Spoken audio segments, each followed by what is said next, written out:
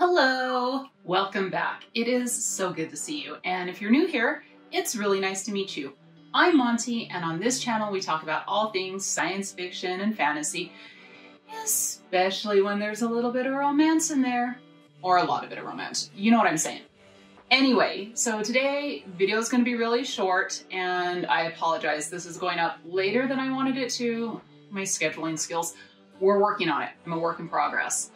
But this video is to announce my TBR for the September booktuber event, Autumn Amour. So this booktube event is, there's so many hosts that are that put this together, and I learned about it from Reading This Life and Criminale, and I'm just so excited to participate because it's all about romance, baby. And what do we love more than that? Absolutely nothing.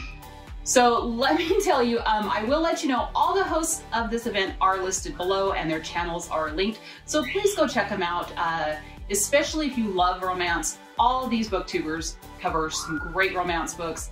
They're so amazing. So please go check out all the hosts below. And week number 1 is historical romance and or contemporary romance. So the book I chose, I know you're probably thinking I went with historical romance, right? No, wrong. I decided I was gonna go with contemporary romance, even though that is not my absolute favorite of the sub-romance genres. And the book I picked out was Hot Asset. It's the first book in the 21 Wall Street series by Lauren Lane. By the time this video goes up, I'll probably have already started reading this book, or I might be finished with it. And it is pretty much a contemporary romance that centers around some Wall Street traders, financial investors. So we'll see what I think about it. I'll let you know. So week 2 is sweet romance and or spicy romance.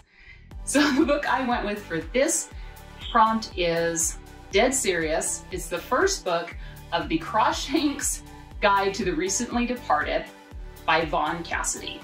And I purposely picked this book because when I was reading reviews of this book, all the commenters said that it was such a sweet romance.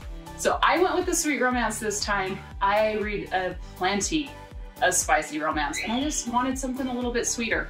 So I will definitely let you know what I think of this book. So prompt number for week 3 was a little confusing to me. I'm glad I got a little bit of clarification, because at first when I first read it, I was like, what does this mean? But, so the prompt is the haves and or the have-nots. When I thought about it for more than 2 seconds, I got it. So for this prompt, I went with The Quarry Master. It is the first book in the series, the Grumpy Bosses series by Amanda Milo. This is a book about poor, unfortunate humans that are thrust into an alien society where they are definitely the have-nots. So I will let you know how it goes with this book. These will all be included in my reading wrap-up for the end of the month. So week 4 is traditionally published and or independently published. Now, if you've watched any of my videos, any of my reading wrap-ups, any of the books I review, 90% of the time, you know what I went with. Of course, I went with independently published. I love shining spotlights on authors that are not traditionally published.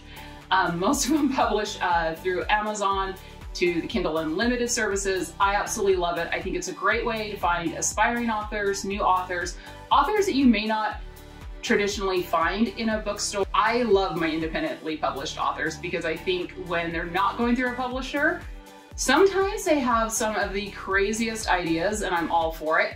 Now granted, you know, there's some cons that come with it, but we love standing our independent publishers. So for this prompt, I went with Pandora and the Prisoner. This is book 16 of the Alien Abduction series by our good old friend, Honey Phillips. You might remember her. She wrote the Alien Most Wanted series that I reviewed in many of my reading wrap-ups. So I'm excited to see something new from Honey, and even though this is like a book that's like way far into the series, it said it could be read as a standalone, so I'm excited about it. Honey does a great job with her world building and describing her different characters, so I'm not too worried about it, but I will let you know exactly what I thought of this book. So there you go. There is my TBR for Autumn Amour, and I couldn't be more excited for this event. I can't wait to see everyone else's videos, to see what everyone else is watching.